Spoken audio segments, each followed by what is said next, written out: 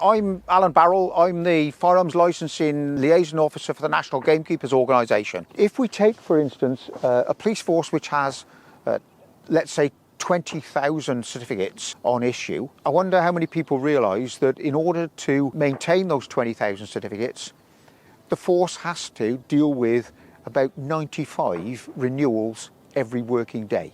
From time to time, we hear people complaining about the way their particular police force has treated them. Generally speaking, my experience is that we're getting treated very fairly. However, there are some exceptions to that. Of the 41 police forces that issue certificates, 22 forces are currently dealing with their grants, or they claim they're dealing with their grants, in under 16 weeks. 14 of those are dealing with them in under 8 weeks.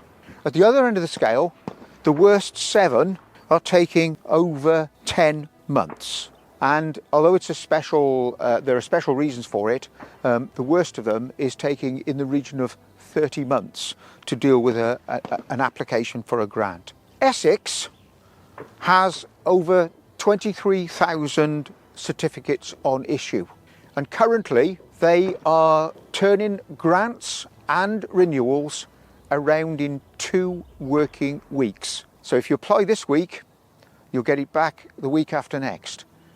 Providing that is that you've completed it properly, that the application has got no issues. Quite clearly it's going to take longer if there are problems either with the doctor's letter or you haven't completed the application properly. The latest figures that I've seen suggest that we've got 7 forces which really aren't performing as far as firearms licensing is concerned. Those 7 forces would be Dorset.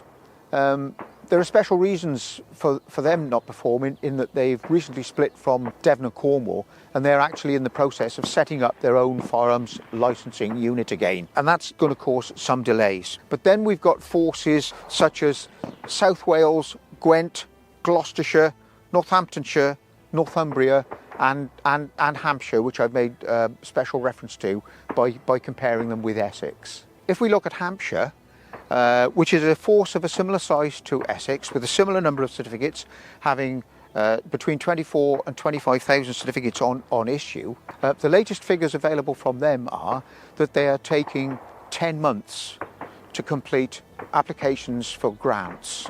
And the question must be, if Essex can do it in 2 weeks, why can't Hampshire? The question, of course, is can these figures be turned around? Well, we've got an excellent example of that. Their Police and Crime Commissioner, Alison Hernandez, found Devon and Cornwall suffered dramatic problems with regard to their firearms licensing unit. Their Police and Crime Commissioner, Alison Hernandez, found further money for the budget and they put on a lot of staff. I predicted at that time that one day they would become the best performing force in the country. They're not there yet, but they are getting there. They're dealing with all renewals within 8 weeks, except where they have some difficulties, and then they're granting the extension to 16 weeks. This information came from a Superintendent, Nigel Yelland, who is a valuable point of contact. Devon and Cornwall drew attention to their biggest problem with applications, and that's the proper completion, the proper timely completion of medical certificates, or what's commonly referred to as the GP letter. We have to get this back to them in time. It should ideally go in with the application, not with the doctor sending it in, because then the police have to link it up. But if they get a completed application, properly completed, together with the medical certificate, they are currently managing to complete the majority of those in 8 weeks. So you're getting a renewal in 8 weeks, and where there is a problem, then they're expecting to be able to do it within 16 weeks. That's a turnaround from 2 years, so it can be done.